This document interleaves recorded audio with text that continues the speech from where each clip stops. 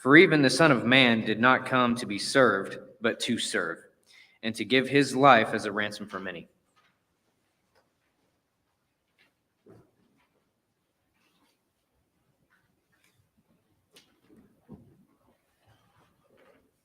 All right, we're going to do one of my favorite songs, Blue Skies and Rainbows. Blue Skies and Rainbows. We're going to do the first and last verse.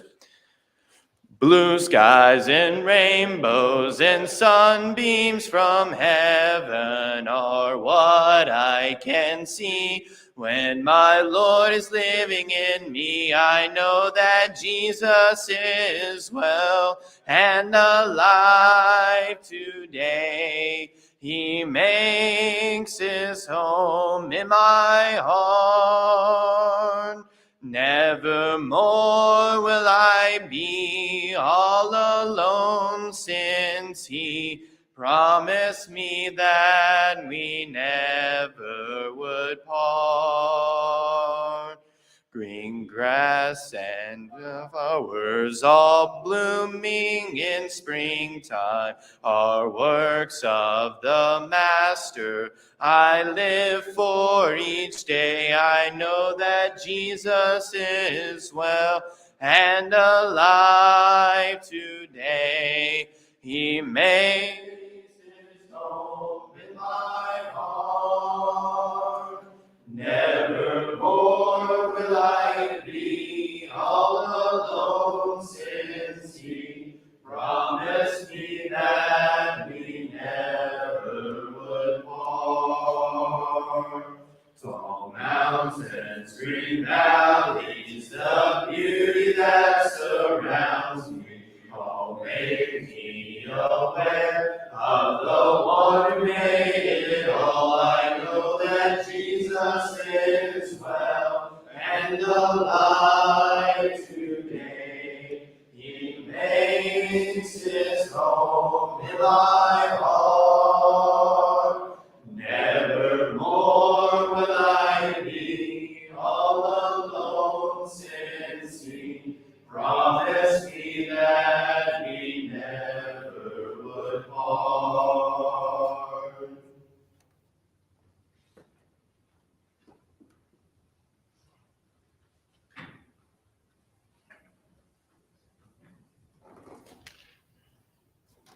Let's pray.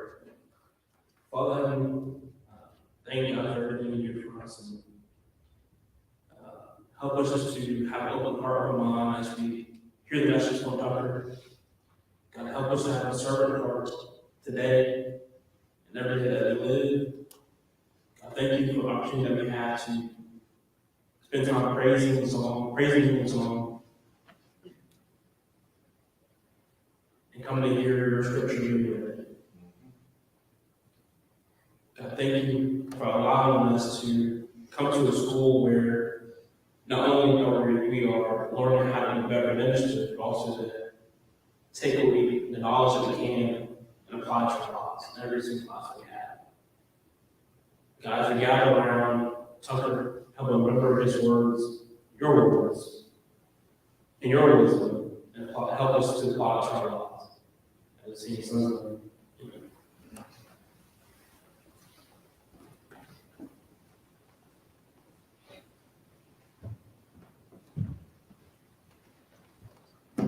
Good morning. So we're all SGA, and we've been appointed to run chapel this week. And so they asked who wanted to speak today, and nobody claimed it right away, and then I volunteered. So I'm a little amazed. I never thought I would be speaking in chapel when I've only been a student here a month. But got me to thinking, SGA, we're servants. We're here to serve the student body, the faculty and staff, alumni, just as many people as we can. Anybody who has anything to do with Heritage, anyway, we're to serve them. And I wanted to kind of run with this concept, and it's topical-based, and topical-based lessons are difficult, especially for newer people. And I've found that out It's been difficult to prepare for. I was struggling to find a scripture for Josh to say. Like, there were so many, I had so many options and ideas and ways to go with it. And then I was talking, and Rowan was like, you should just use Mark chapter 10, verse 45. And then it was like, why didn't I think of that? And it made everything come together. That was just this morning, so that tells you anything. So I kind of wanted to talk about a few different things, like being a servant and serving others. There's different ways different views that people have about this. There's different ways that our society views being a servant. There's different ways that they view being a servant in the culture of the first century around Jesus' time. And there's a different way that we're supposed to view being servants as opposed to the world.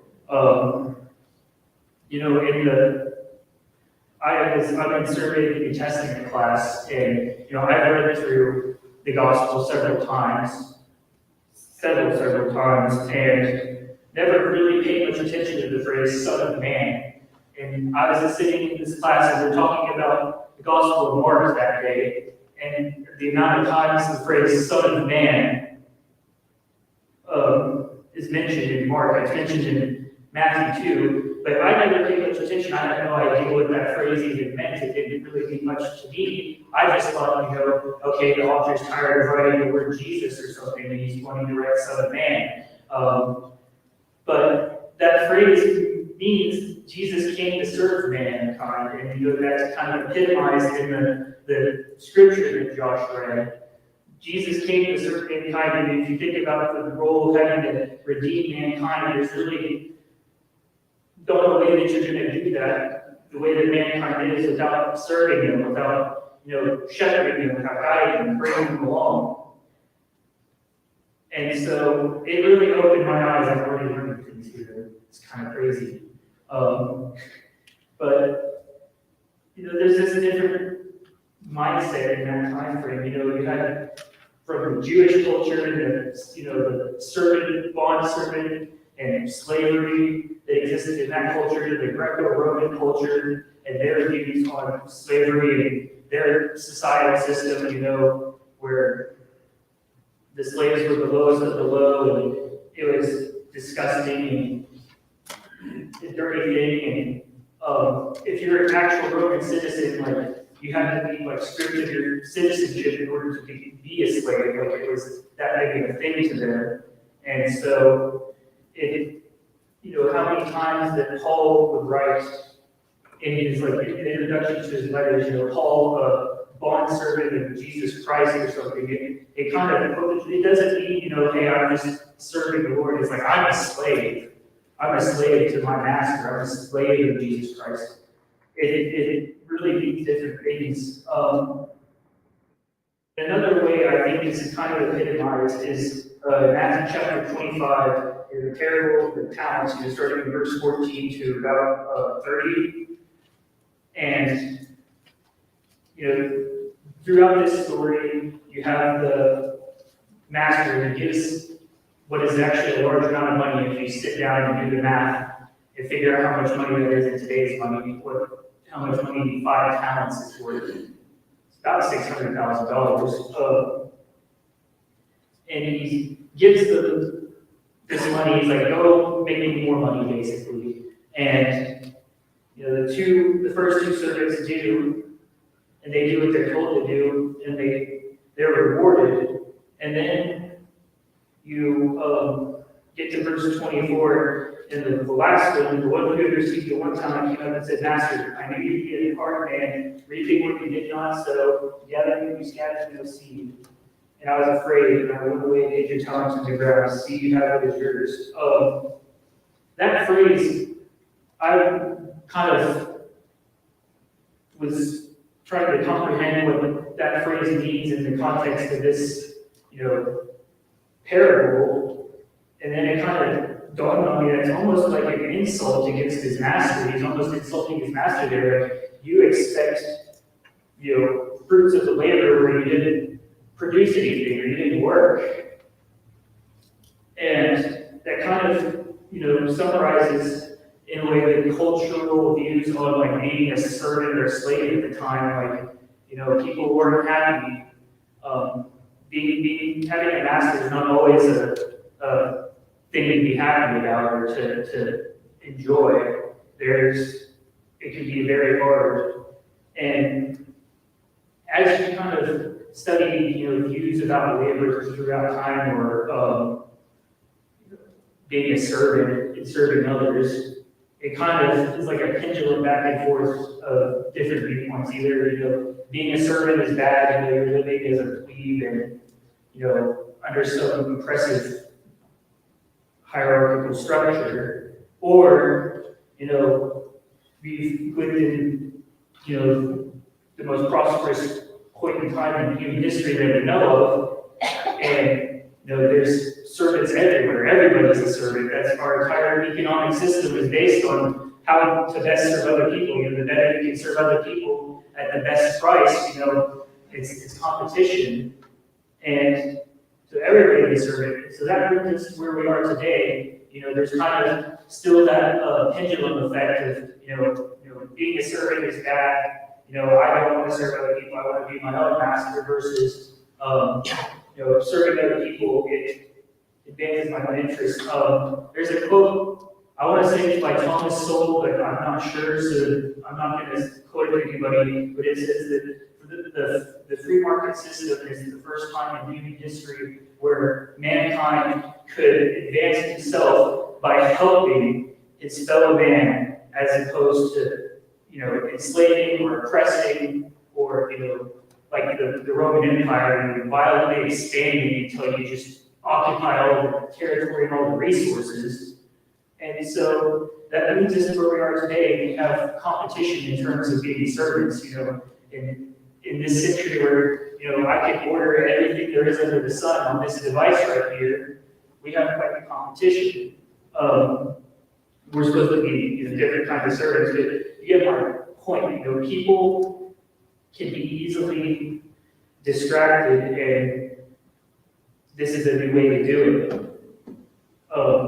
with different kinds of service.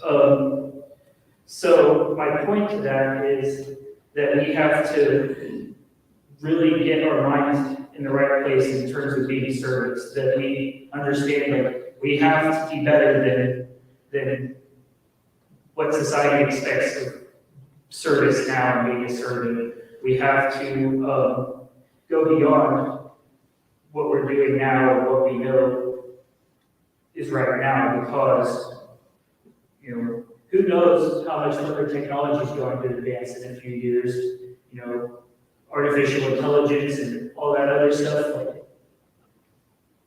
it's gonna get crazy, but that leaves us where we are. And I'm not saying service in terms of benevolence for the sake of benevolence. Like, we have to serve our brethren. We have to serve the world. Also bringing them along at the same time. Teaching them Christ. But we have to serve them. We have to put more of a conscious effort into that. And then I lastly wanted to talk about Jesus and where he fits in all this. I mentioned briefly, the phrase "Son of Man," and it's really kind of set off a firestorm in terms of my study. I've kind of, it's been like a chain, I really dug into that. How many times is that phrase mentioned in Scripture? Kind of connecting all the dots, and it's just kept opening new doors and new rabbit holes and study opportunities. But Christ came as a servant, and he came to serve mankind, and that's, he said, being Christ-like, or Christ is the example. Once again, that idea proves true. Christ is the ultimate example. If you're willing to serve mankind to the point that you're willing to take their sins upon yourself and die for them, then there's no greater example than that. So that's what I'm going to leave you with today.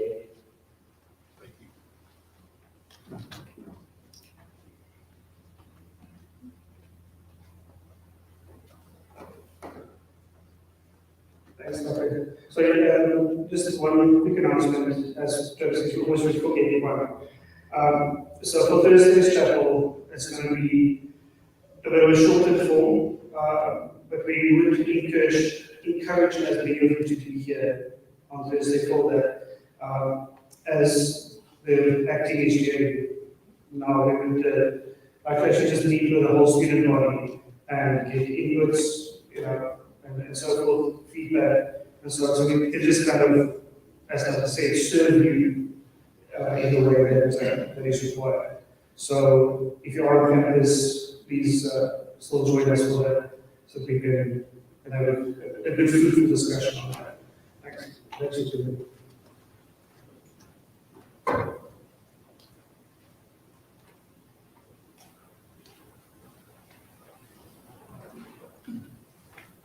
That's right. All right, Father, Lord, we're thankful for all that you are with us, your Lord, our Creator, our King. Father, thank you for your love, your mercy, and your grace. Our Lord, continue to bless us through this day as we learn about you. We pray that your word will prick our hearts, Father, that we can apply it to our lives. And we can see the opportunities in all we do to serve others and look at those opportunities as ways to be what you want us to do. Father, we pray that you bless the food we're about to eat. We're thankful for all the blessings we have in this life, Father. And we pray that this Spirit gives us our lives. Give us our sins and bless these things in your Son's name.